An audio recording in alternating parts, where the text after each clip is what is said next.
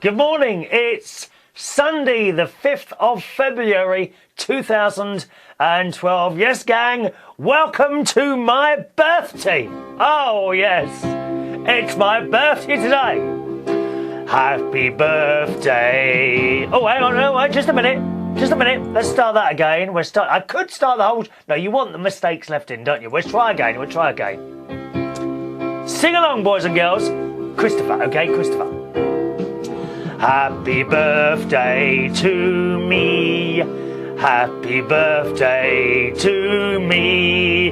Happy birthday, dear Christopher. Happy birthday to me. Yeah! Okay, so where's the surprise cake? Where's the young male strippers? There's nothing here, is there?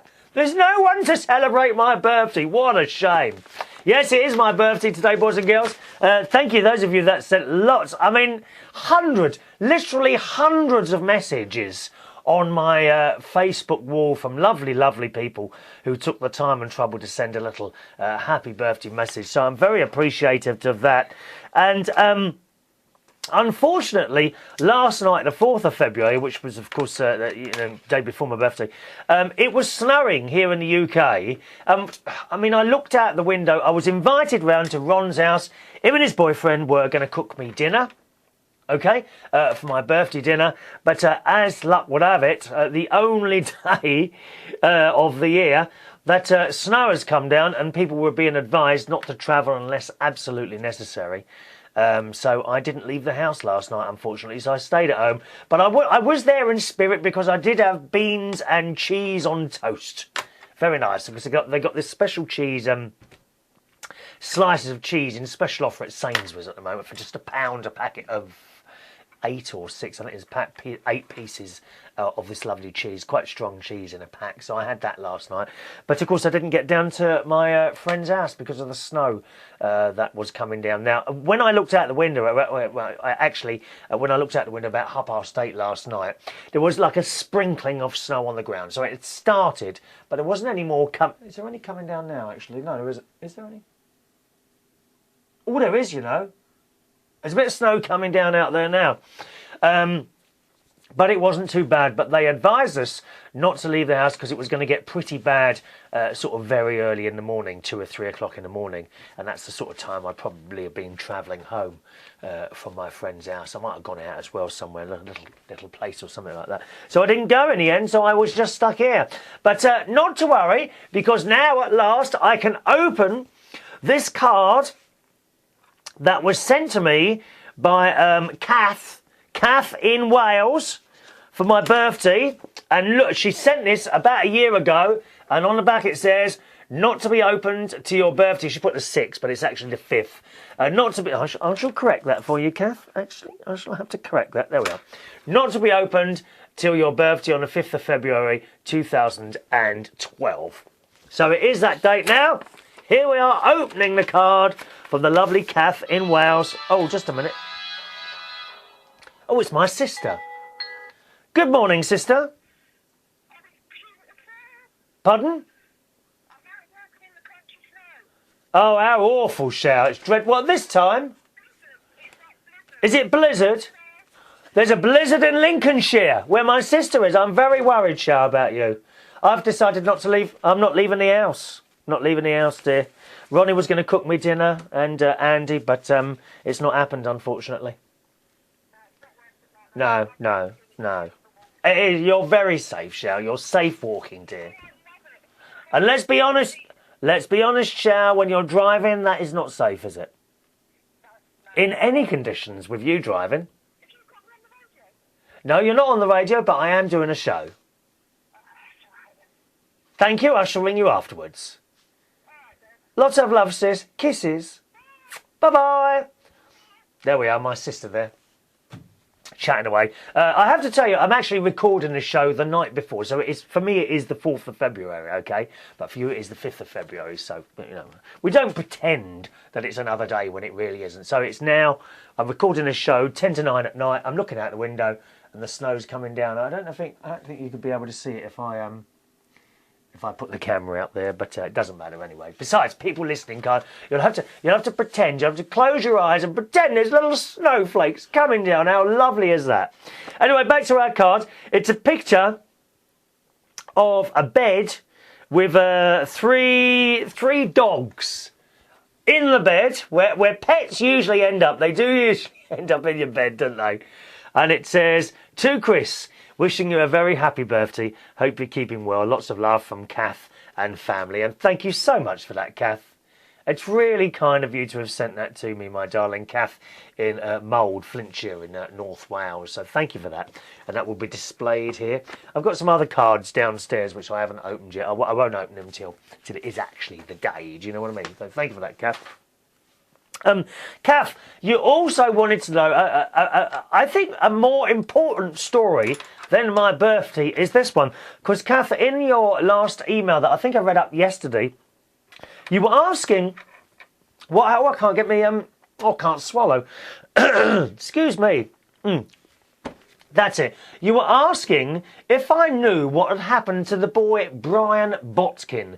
Now, viewers and listeners that have been with us for a couple of years may remember, I thought it was a year ago. It's 2 years ago, around June, I think it was, 2000 and, well, I know it's June 2000 because I looked it up on one of the old shows. You can see all my old shows, listening or viewing at unitedkingdomtalk.co.uk. Now, there was a little bit of a fault with that a while ago, in that you could only go back so far, but it's been fixed now. Any of the old shows that you ever want to watch, just go to unitedkingdomtalk.co.uk. Over the years, the format has changed. It changes. We do something new. We change it again. But, you know, generally, it's still the same old me chatting around about rubbish. OK? You can find all the old shows at unitedkingdomtalk.co.uk. One of which was in June 2010. You may remember someone wrote in and told us about a little boy, I think he was 10 years old at the time, called Bryan Botkin. And he was suffering from a form of cancer and was being treated for this. And it was all very, very, very serious, really, and indeed it still is. And he requested that he wanted to collect postcards from all over the world. And listeners and viewers to this show were kind enough to send him some postcards of where they lived and little messages of goodwill and all that business. And Kath asked in her email, which, as I say, I think I read out yesterday or the day before, do we know whatever happened? You know, how is the boy doing? And I did a little bit of searching on the internet and came up on Facebook, not with his page, but from what looks to me like a relative. And on this particular person's page, I just scanned up not too far, and I found a little message on the 27th of October 2011, so of course last year, and the only bit of information I could find out was, and the message goes, Bryan's 8-month scans were clear. Get to do it again in 3 more months. Hallelujah. So it looks from here that his problem was sorted.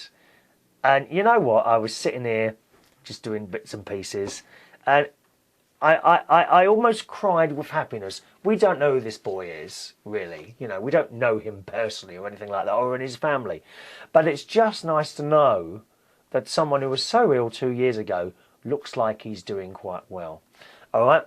Now, I messaged one of the people on this Facebook with the same surname, so I'm assuming that they're related, okay? And hopefully a message will come back and tell us a little bit more. So really good news, and I'm so pleased to have come across that little message and to be able to tell you that. All right, Kath? My CB radio. We've been talking about CB radios for a while and thinking of getting into it and all that. Well, I have now ordered. I have ordered CB radio, power pack, SWR meter, and nice big aerial, the Anton 99, is it? Anton 99? I can't remember what it is called now. Let's try it. Anton 99. I'm just, no, it's not called that, is it? Aerial, CB aerial. Hang on. CB aerial 99. Let's see what comes up. Oh, that's it. Antron. The Antron 99 mobile home base CB radio aerial. That's what I've ordered. And all these things should come next week. And I'm quite excited. A little Cobra CB rig as well. And once again, I will be able to talk to the world. And they will be able to talk back to me. Not that you don't talk back. But it's a little bit different. You know, when it's the old CB radio, people driving around. It's all very exciting, really. So looks like I'm going to get back into CB radio. I don't know where to set it up, really. Of course, last time I had one, I was living with my mum and dad. And it was set up in my bedroom next to my bed, and I'm kind of tempted not. I don't know whether to put it in the bedroom or in the living room, because obviously I've got my own house now, and I'm not sure whether to put it in the bedroom or the living room. Have you got a CB radio? If so, well, it doesn't matter where you are in the world. What's your CB username, and where is your rig positioned? Or if you don't have one now, you used to have one, where did you have your CB rig? Do let us know. The email address to this show is chris@unitedkingdomtalk.co.uk. I was talking to my nephew, Gary, one of my nephews. He's the one that's married to Stacey, and they're having a baby in, God, I never remember, either March or April, one of those two. I can never remember. And he's been very, very busy. He's been painting and decorating their house, and he just works so hard, that boy. I mean, he really does work hard. I heard that he's got, or maybe I shouldn't say this in case it's a surprise. No, I'm not going to tell you that in case, because Stacey is a viewer of this program. Stacey, she is. And in a couple of months' time, they will be having a baby. Yes, they will. And it's all very exciting in that Gary has been working so hard, not only with his job, but actually decorating the house as well. And rather unusually, he's put wallpaper like on one or two of the walls in each room, which is actually quite a good effect. I'd never seen that done before, and quite a good idea, you know. So you've got three of the walls painted back, and just one of the wall, like what has he said it was, a feature wall, has the wallpaper on, so it does look quite nice. And then I saw Stacey, and it's the first time I've seen Stacey for a long time, and I'm just going to do a little quick impression of what she looks like at the moment, boys and girls, because just a second now. You'll love this. This is now how my niece is looking, right? Not my niece, but my oh dear. Oh yes. my nephew's wife is now looking a bit like this. Okay. Hello, my name's Stacey. I might be having a baby soon. She'd kill me for that one.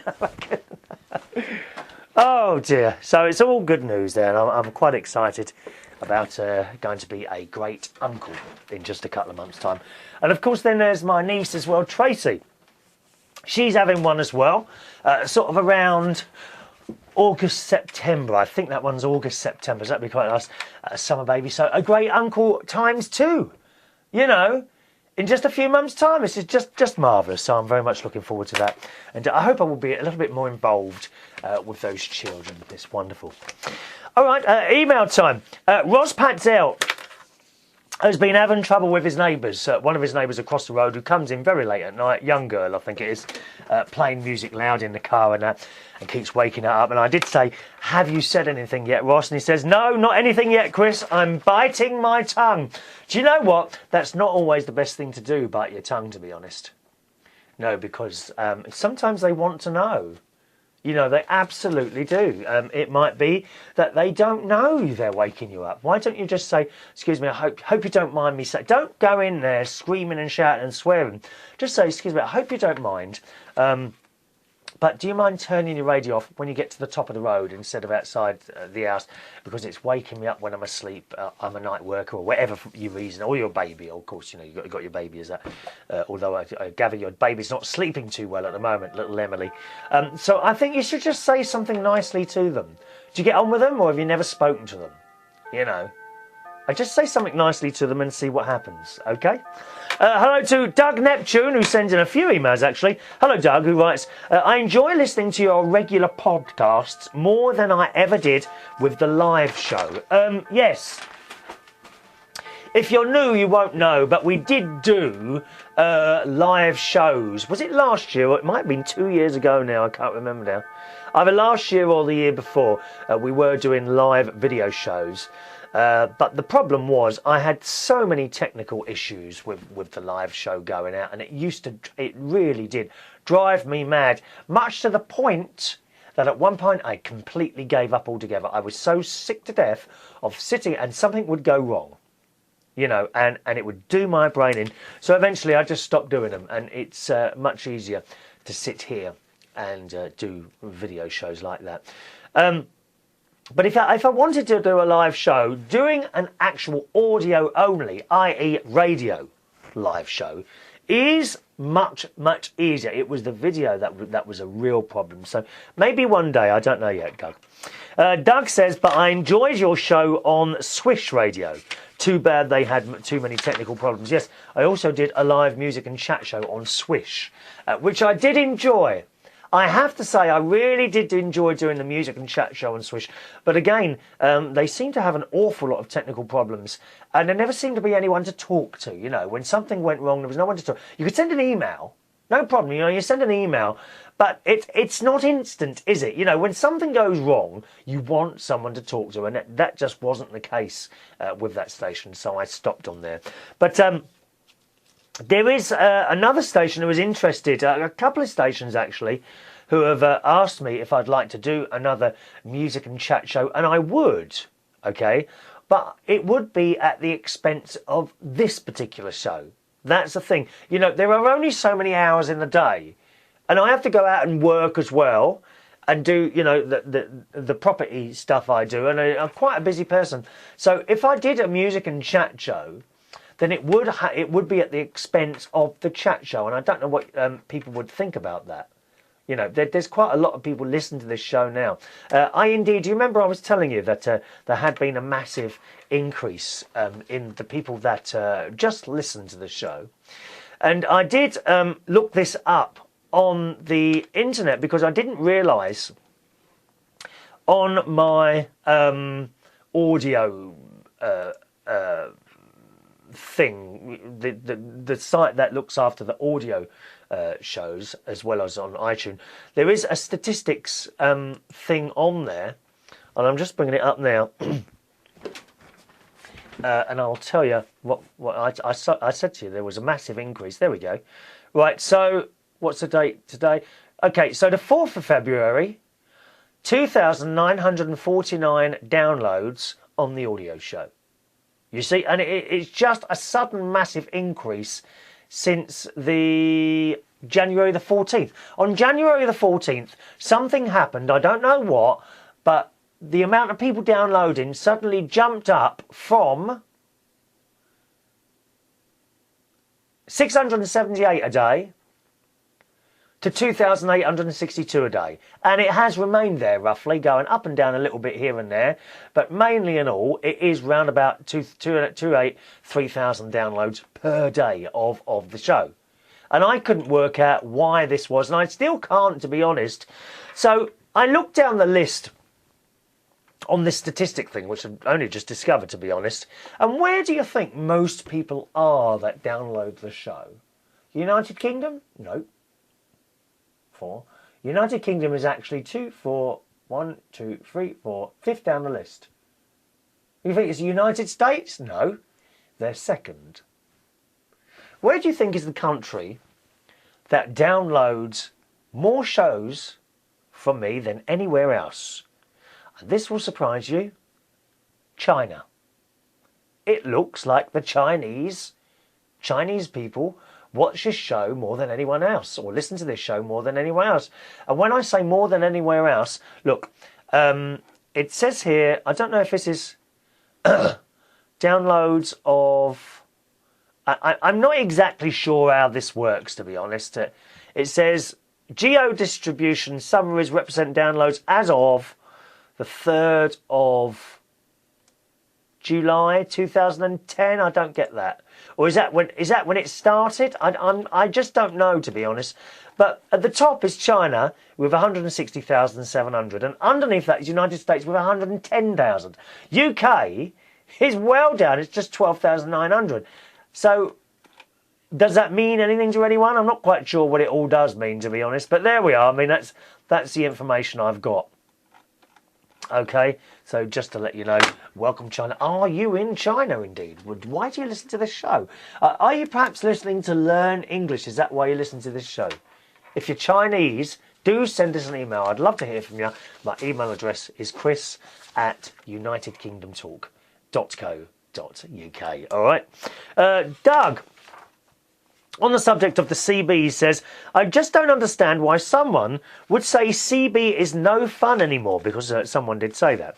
He says, basically, it's still the same as it was back in the 70s and 80s, unless you mean fun by running a linear amplifier, operating off frequency, or using the same radio as a one-way broadcast station.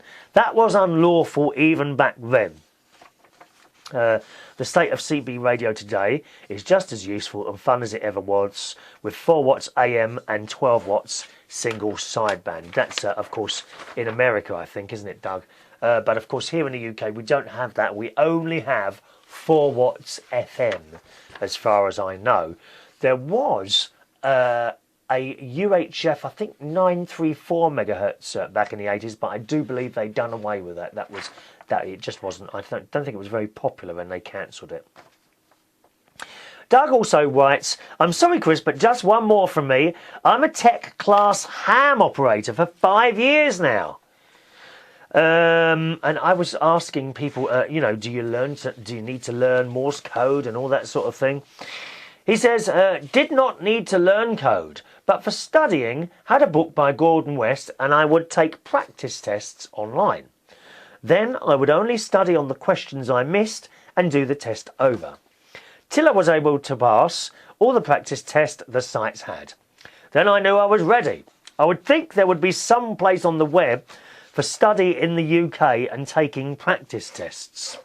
So, yes, if you for CB radio, you don't need to take any tests or anything. And here in the UK, you don't need a licence either. You just get the staff, set it up, and away you go.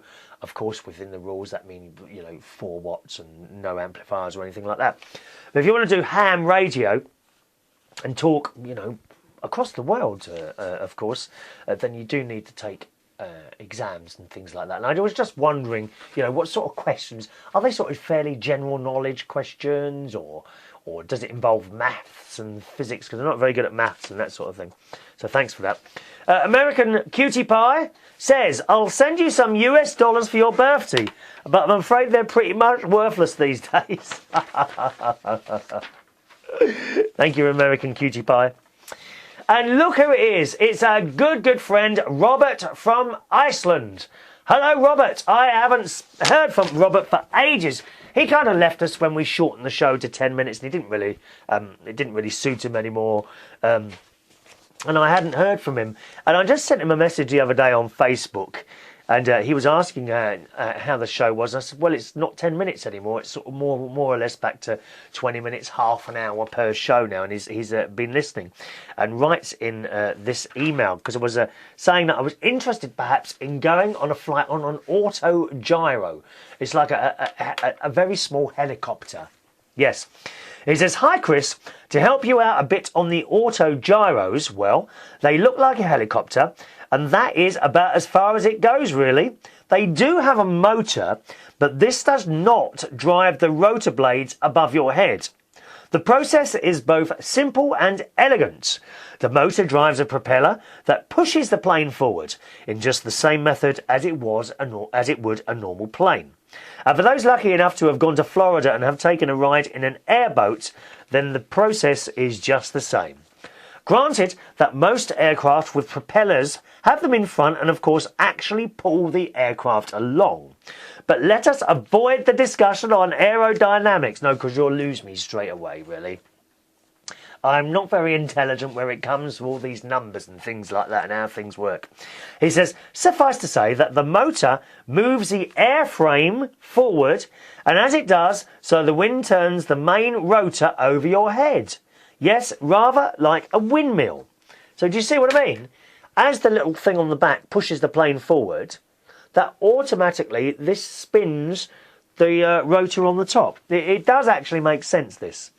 This turning proves the lift and control of the airframe in flight. A lot of people assume wrongly, okay, now this I didn't know, that if an engine fails on a helicopter, then it will fall like a brick. Not so. They glide pretty well, turning altitude into lift. And in so doing, they come to Mother Earth rather gracefully. When learning to fly helicopters, and no, I have never done so, you have to learn the skill to land one without power, and from what I understand, it's rather straightforward. Like all things, and in this area critical, the difficulty lies not in the skill needed to fly, but rather in all of the other things that you need to understand: weather, air law, and procedures. So there's a lot to learn if you want to learn, to fly a helicopter or indeed a plane. There is an old plane, a J3 Cub, he says. I'm convinced that I could take someone who had never ever been in a plane, and by the end of the day, they could fly her. There is a saying that you would have your work cut out to hurt yourself in one of these. Well, perhaps, like so many things that hurdle to get over, in always yourself. We have it in each of us to do so much more than we think. So, I think I've definitely got to do a little flight on one of these mini helicopter things, Autogyro. I do like the look. I think I prefer the look of that rather than the not hang gliding. What was the other thing now? The little planes. Oh, the micro lighting. I think I prefer that possibly than micro lighting. He says, and now it is time to feed the elves. Oh, here he goes again. I thought we'd got rid of the elves. And now it's time to feed the elves that live under the stairs. Yes, in Iceland, they all have elves living at their houses. You never see them.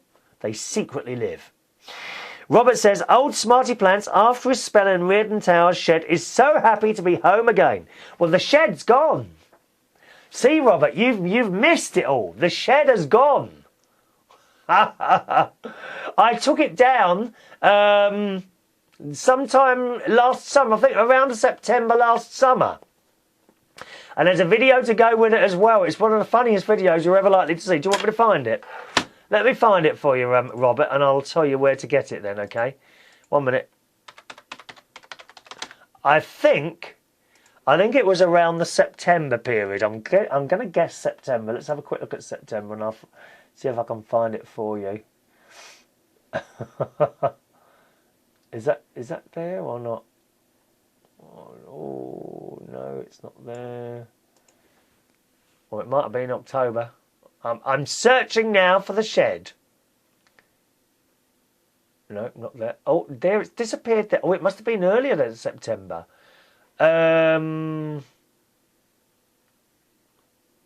Let's try August then. Okay, August last year. August. You've got to watch the video of me taking down the shed. You'll love that. Wasn't exactly careful. Oh no! August? No? August? It's got to be August, surely. Can't have been earlier than that. Searching for you. Oh, there we go. I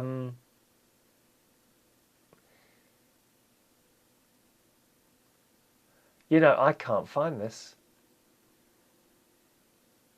8th of August. There's the shed. There's the bottom of the shed. Exploding snow. That's not it. Ooh, where are you now? I'm afraid I can't find this. Good God. That's 16th of August. I will find this for you.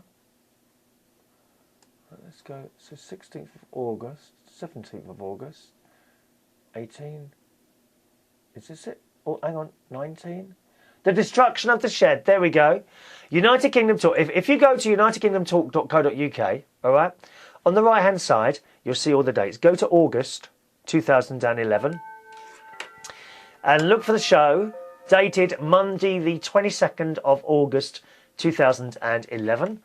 And there, you'll need to watch that one, okay? It's very visual and quite funny in places, and rather dangerous, I think. There you will see the destruction of the shed in the garden, all right, Robert? He says, Smarty Pants, which is one of his elves, was not happy at all with all the darn organ music and wailing into the wee hours. Still, after a pint or two, falling down water, he has returned to his normal grumpy self, and sad to say, he has gained some rather unsavoury habits. What, from me? But, dear listener, it would seem that he hath found the source of the Thames and the location of Chris Reardon's fortune. For it hath been written in the stars that cometh the year of 2012, a mighty storm shall cast forth, and the great opening of the wallet that time hath forgotten about. Yeah, it is being opened at the moment, let me tell you that. Dear me, yes, the wallet of Reardon, and from it shall spring money to reinvigorate the economies of the world. We are saved. I heard voices. Blast, nursery is returning. Bless, bless. Icelandic for bye-bye. And that's from Robert, King of the Elves and Count of the Trolls. So there we are. Let's get the pronunciation right, he says. Count. Definitely count, okay? Count, not anything else that might sound larger. Anyway, that's it from me today. Thanks very much for joining the show, boys and girls. My email address is chris@unitedkingdomtalk.co.uk. Being a Sunday night, if you're around in Hammersmith, in London tonight, I do host a quiz night. That's at Belushis in Hammersmith, Broadway, every Sunday night between 7 p.m. and 10 p.m. See you on the next show. Bye-bye.